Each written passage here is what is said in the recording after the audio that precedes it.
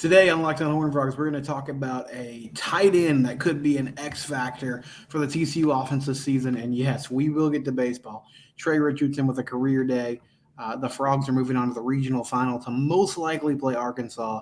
At the time of this recording, don't have that opponent quite yet. We'll talk about all that and more next on Locked On Horned Frogs. You are Locked On Horned Frogs, your daily podcast on the TCU Horned Frogs. Part of the Locked On Podcast Network, your team every day.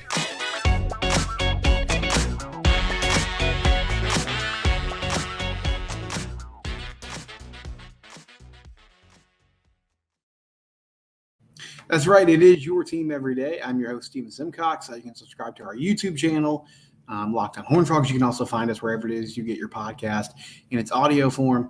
I am kind of learning on the fly here. As you can see, if you're watching this on YouTube, we have a new graphics package from the Locked On Network, which I'm really excited about. Some new bells and whistles for the YouTube audience. So that also means that I'm trying to kind of figure out on the fly what exactly I'm doing. So sorry for those hiccups over the next few days in advance, but trying my best, trying to learn the system. And it does look pretty sleek. You can see like a rundown here on, I guess it's on your left. But anyway, it's just a cool addition that Tegna and the Locked On Network brought us. So TCU football, I started this series at the end of last week. I want to talk about X factors for this team. And yes, I will get to TCU baseball. Don't worry. Frogs had a huge win against Arkansas 20-5 in the winners bracket game from their regional on Sunday afternoon. Also beat Arizona on Friday in that opening game of the tournament. And so they continue to be red hot. They're now moving on to the regional final. They will play the winner of Arkansas-Santa Clara, which is going on right now. So I'll get to all that in segment 2. But I want to talk about TCU football and the TCU offense and another X factor that could pay huge dividends for the Frogs. And this is a name you might not know. I was discussing Marcel Brooks last week, which I think for most people that follow the team closely or even just are more casual observers, you know Marcel Brooks, you know that name, 5-star talent. Coming out of high school, goes to LSU, has somewhat of an impact on that national championship team in 2019, hits the portal. Hasn't really worked out from a health standpoint so far during his career at TCU, but seems to be primed to potentially make a much bigger impact this year. This is a player on the offensive side of the ball. So if you've listened to me talk in the spring, you know that I'm really high on these inside wide receivers, JoJo Earl, the Alabama transfer, John Paul Richardson, the Oklahoma State transfer. And I think Jared Wiley, the tight end, is set up for a big season. Now, I believe part of that is because Kendall Briles uses the tight end more in his offense. I also just think that with Chandler Morris as quarterback and with some of the limitations they have on the outside, they're going to use those inside wide receivers and use the middle of the field more. But a name to know, and this guy caught a touchdown pass in the spring game with Ja'Karius Spivey leaving. Behind Jared Wiley, there's now sort of an opening for a second tight end. And the guy that stepped into that role in spring practice was DeAndre Rogers. And DeAndre Rogers, from all reports, had a nice little spring camp. He is a big target, stands at 6'4", 250 pounds, was originally an Oregon commit, was a highly rated talent out of high school, 4-star recruit, according to 247 Sports, number 8 tight end in the country. Rivals had him as the number 6 player in the state of Washington. He had offers from Alabama, Florida, Georgia, LSU, Ohio State. So all the big guns. DeAndre ran into it's hard to explain. It wasn't necessarily a legal issue, but something sort of went down that he ended up not being a part of, but he was in the same vicinity of an unfortunate incident, and that led to him not ending up at Oregon, which was where he was originally going to go. And so through the process and kind of some weaving and going along, he ends up at TCU. Now, he's been on campus at TCU for a few seasons. Last year played on special teams. The year before that took a redshirt season, appeared in 4 games. But this season is expected to be part of the offense. And so you're talking about a big target, great athlete, guy that knows how to move. Now, the wild card here to me as well is what ends up happening with Jack Besh. And Jack Besh is the transfer from LSU. He played some like inside wide receiver there. He played some sort of scat back, H back, sort of, tight end position as well. So I don't know if he's going to end up being on the line of scrimmage, if they're going to use him in the slot, if it'll be a mixture of both. But that will play into what ends up being DeAndre Rogers' production as well, because behind Wiley, you have another guy in Besh who, depending on where they want to move him in the formation, could sort of vacuum up some of those targets. But I really think with Chandler Morris, which from all indications is a guy that seems to be a little more clinical, more accurate than Max was, maybe more technical. Having big targets running over the middle of the field is going to be a huge deal. And I wonder if they go with some heavy sets at times, especially in the red zone. Because early in the season last year, if you remember, that was where Jared Wiley really started to make his name for himself. Had the touchdown catch against SMU, had that touchdown catch against Oklahoma State, which was on that weird sort of trick play that they ran.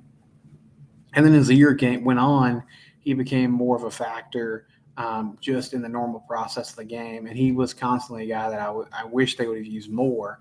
But with them trying to exploit matchups and use that position more regularly this season, I think Rogers is a player that could step up. And he's one of the many guys on this offense, that skill position set, that has a ton of potential. You just want to see it really skyrocket this year. Dalen Wright comes to mind as well, the transfer from Minnesota. And then you have some younger guys like Cordell Russell. There's going to be a lot of excitement around him, and he's playing the outside wide receiver position. But the question about him are just sort of like how quickly can he acclimate to being a true freshman and playing at the college level. And Rogers is, a player with a couple seasons under his belt, should have a pretty good understanding of the process now of what Sonny Dykes and this coaching staff want from him on a regular basis, since he's been in the system for 1 year. And with Spivey moving on, and Spivey was a good blocking tight end. They didn't use him a ton in the pass game. He did have that touchdown catch against Iowa State in the playoff. His main contribution was sort of getting behind Max in those short yardage situations and pushing him forward. But I don't think that's the type of player that Rogers is. This is not an inline blocker. Like, not that he can't be physical, not that he can't do that at a high level, but this is more of athletic tight end who can go make plays, who hopefully can exploit some mismatches against safeties and linebackers if teams are going to try to use those types of players to play him. So DeAndre Rogers, another X factor for the season. Marcel Brooks on the defensive side, DeAndre Rogers on the offensive side. We'll continue this. We'll do 3 more of these. I got 5 in mind for this TCU football season, and excited to see how it plays out, especially with this new offense that they're going to be running.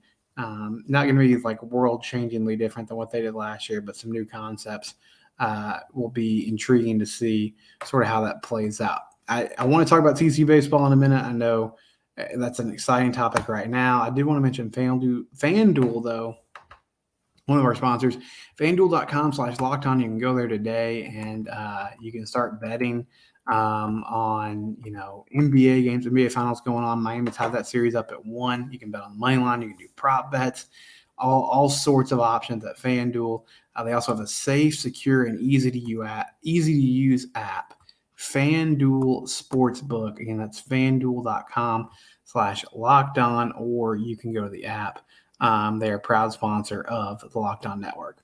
Okay, good timing here. So as I'm recording this, the game just went final in Fayetteville. Arkansas defeats Santa Clara in the elimination game 6-4. So the Hogs survive. They will now take on TCU in the regional final. And if you missed it today, TCU just pounded out 21 hits and scored 20 runs in a 20-5 victory over Arkansas on Sunday afternoon. The game was supposed to be played originally Saturday night, got rained out. Today had some lightning delays despite the sunny weather, had to stop a few times. But the man of the hour is Trey Richardson. 2 grand slams in 2 innings. Yes, you heard that right. Trey came up in the first, hit a grand slam to go up 4-0. Then hit a grand slam in the second to put TCU up 11-0. Braden Taylor hit a 3-run bomb today. Sam Stoutenborough did a nice job sort of keeping things steady.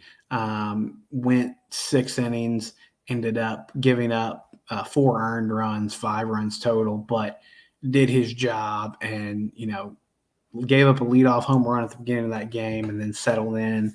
TCU gave him a nice cushion, scoring 6 runs in the top of the first inning. So good day all around. They also beat Arizona on Friday. So TCU's in pretty good shape right now. They're going to play Monday. That first game's at 2:00. If they win that, they will move on to the Super Regionals, where they would face Indiana State, the number 16 national seed. They're the number 14 national seed, and they ended up winning their regional today and closing that out. If they lose that afternoon game on Monday, then they would play Arkansas again Monday night. So this is an uphill battle for Arkansas. They're having to win 3 games in 24 hours. And that was such a huge game today for TCU, because if you've been following this team, especially with Luis Rodriguez out now being shut down for the season, this is not a team with premium pitching depth. I mean, even with things set up well for them, I assume like Cam Brown's probably going to start tomorrow. And then if you have to go to a Monday night game, I would think Chase Hoover would get the nod. Maybe they go to a guy like Luke Savage, who threw a lot of pitches on Friday, but has gotten some extra rest now because of that rain out on Saturday. He was really effective against Arizona. I'm not sure what direction they go. Could just be a bullpen, all hands on deck type of day. And with that being said, Arkansas is also struggling with their pitching depth and will be, using their 4th starter tomorrow and then potentially a 5th starter or a bullpen guy in that Monday night game. But TCU was not built to come out of the loser's bracket. Nobody really is. It's an uphill battle for anyone. But this team in particular, they just don't have, a plethora of guys that can go give you quality innings as starters. What they are doing right now, though, is the bats are just red hot. I mean, they went down 2-0 to Arizona early in that opening game, and within 3 batters, it was 3-2. Elijah Nunez gets on, Carson Bowen gets a base hit, and then Braden Taylor hits a 3-run homer, and suddenly they turn that game completely on its head after, sort of a rough start in the first inning. Cole Klecker also did a nice job, gave a couple home runs, but it's a pretty good Arizona lineup, and he hung in there and did what he could against a Wildcat team that can mash. But this group right now is hitting the ball so well. They're having such quality at bats.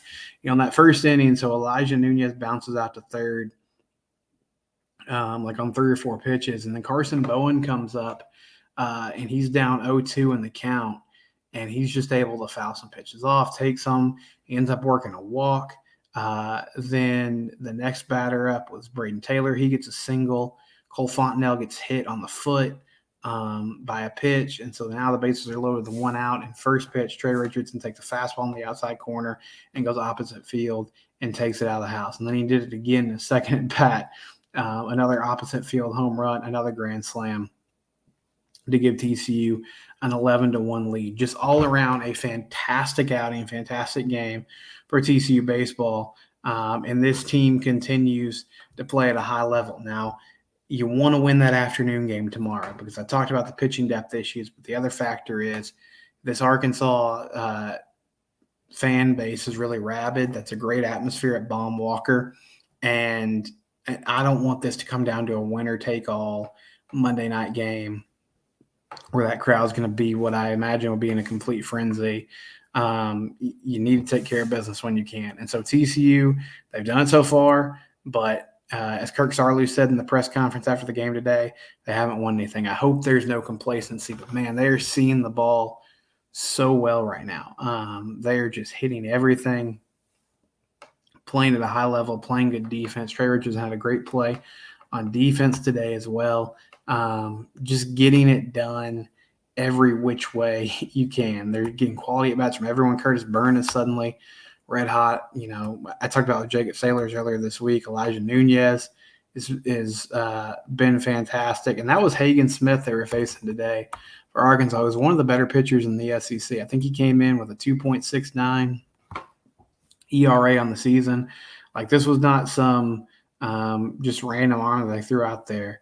And Arkansas knew how important this game was too. I mean, I think it was more important for TCU because it would have been really, really tough for them to come out of, winning an elimination game and then winning 2 games tomorrow. But with the weather delay, I mean, it's going to be a quick turnaround for Arkansas tomorrow afternoon. And so that was a game they wanted. And Sam Stoutenborough did his job. That offense did their job, and they get a victory over the Hogs 20-5. When we come back, we'll discuss more of Trey Richardson's historic day. We'll do that in a moment on Locked On Horned Frogs. So closing up shop, and it sort of got overshadowed. Like Braden Taylor has been just absolutely on fire. He had another home run today. I believe he had 4 RBIs on the afternoon, which is great. You know, big time game from him.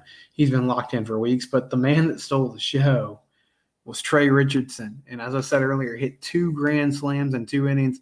After that second grand slam rounding first base, he hit the Jordan Shrug, which was a funny moment, a fantastic moment for him. The transfer from Baylor, second baseman, was amazing. 11 RBIs today, ties an NCAA postseason record. He actually tied Shea Langoliers, former Baylor catcher, for that postseason record.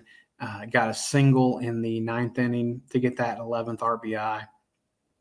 But, man, what an absolute monster performance. He came into this game with 2 home runs on the year and hit 3 home runs. And everybody was shocked about that. I mean, Trey's got some pop. Like, he's more of a gap-to-gap guy. He's going to hit doubles, maybe the occasional triple, has good speed. But he's been given TCU quality bats all season. So it's not surprising necessarily that he had a huge game. Just the way he did it was obviously fascinating. But they were throwing away. They were throwing fastballs away. And he just had it handled. Every time they were doing that, he had an answer. And hopefully that continues tomorrow. Good luck to TCU baseball as they take on Arkansas. Got to beat the Hogs once and got 2 chances to do it. But I would prefer, and everybody else would, if they can get that done at 2 in the afternoon on Monday, and we can calmly move about our business and get ready for that super regional against Indiana State. That'll do it for Locked On Horned Frogs today. We'll be back again tomorrow. Again, it's your team, and we do it every day.